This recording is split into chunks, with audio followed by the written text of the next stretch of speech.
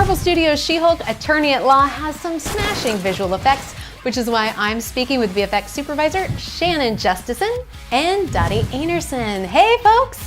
All right, let's jump in. Now, there are some unbelievable visual effects in the series. What was the most interesting thing about working on the series?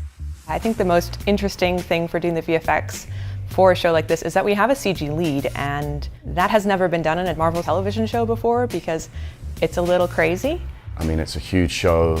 There are digital humans involved, so you're creating something using a lot of input data and a lot of performance capture, but ultimately it's a CG creation that's going to be acting alongside actual human actors. It was all about making sure that we had everything in place to get the best performance recorded so that we could deliver on a She-Hulk character that represented Tatiana's acting. Still in control, no overwhelming feelings of rage. No, a normal amount of rage. So you know, walking into that room, you were gonna have a fully CG lead character.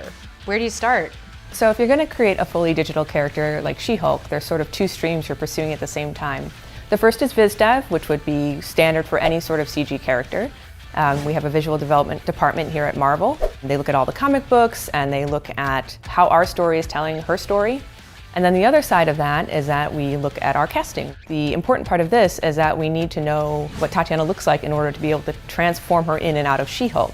We in VFX subject her to a lot of scanning and photography. That then goes to a build stage. That goes through multiple steps of development, making the model look as real as possible, just in terms of like the physical proportions and the physical aspect of it. So once you've done all of that digital work, you have Tatiana Maslany's performance. How do you pair the CG and her performance together? We captured petabytes of data. It was absurd how much data we pulled off the set. We actually had a really big on-set VFX team just because we had so much data acquisition to do. When we're recording mocap and HMC on set, we've got several sets of data that we're actually kind of picking up. So the mocap data actually records not video, but it is straight data. And that is purely data that's recorded to a digital skeleton. So if you had walked over to the mocap brain bar while we were recording, you could see a little skeleton running around doing Tatiana's or Mark's performances, which is pretty wild. Once you have all of that data and footage, how do you bring them together into a scene to create a realistic She-Hulk performance? In order to make She-Hulk more lifelike, we always start with the animation first, because for a character like this, that's the foundation of everything that is to follow. I mean, there are so many things that we consider when we're trying to make her feel as real as possible.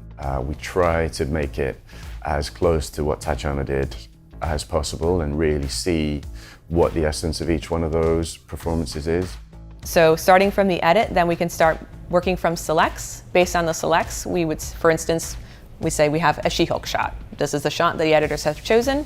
This is the mocap performance. All that goes over to a vendor, and then they start their process of tracking the plates, ingesting the mocap, which means transferring the mocap data to the She-Hulk rig. And yeah, the thing that's most exciting is just seeing it come together, seeing it come to life. It's a long process, you know. We would start by post-vising, and where Tatiana would be walking around in her mocap suit, we would then put in a She-Hulk in a kind of a low-res, quick turnaround post-vis form, so that could start to inform our edit. While the animation team is working away, the shaders team is working on refining all of the look of her skin texture, her hair texture, her clothing texture. We're building out her clothes, we're building out her shoes. Then really, once you get turnover and start to build that scene and see the things coming to life, you start to match the lighting, you start to see the performance go on the actual She-Hulk animation puppet. It's super exciting seeing that character come to life. Once we have an animated performance that we like and the studio buys off on, at that point we start all of what we call the sims, the simulations. That's where we start the clothing simulations, the hair simulations, and because all of that's driven by the animation, we don't really start that until after the animation's complete. You know, She-Hulk has so many different looks. I imagine that's a lot of work. How typical is it for a CG character to have that many outfits? Yeah, so She-Hulk has 25 outfits, which is a crazy amount of different outfits. Like usually CG characters will have one, maybe two. She has to be in court, she has to be casual, she has to be kind of working out. But you still get to have a lot of fun with like, how do the clothes transform? What happens to her shoes? Each one of these outfits has to be digitally created. It has to have its simulation. There'll be multiple layers to it. In one of our episodes, She-Hulk, turns up at a gala event for Female Lawyer of the Year, and she is wearing a sequined dress.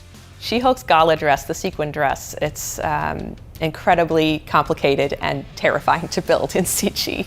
The dress is mind-blowing. It is so amazingly well done. I think there are over 1 million sequins that sparkle, they catch the light correctly, they have to be form-fitting on her, they have to flow with the dress. I'm just constantly aware of, when I'm reviewing those shots, just how, what an achievement it was to make that dress. Oh my God, that thing is incredible. It's so well done.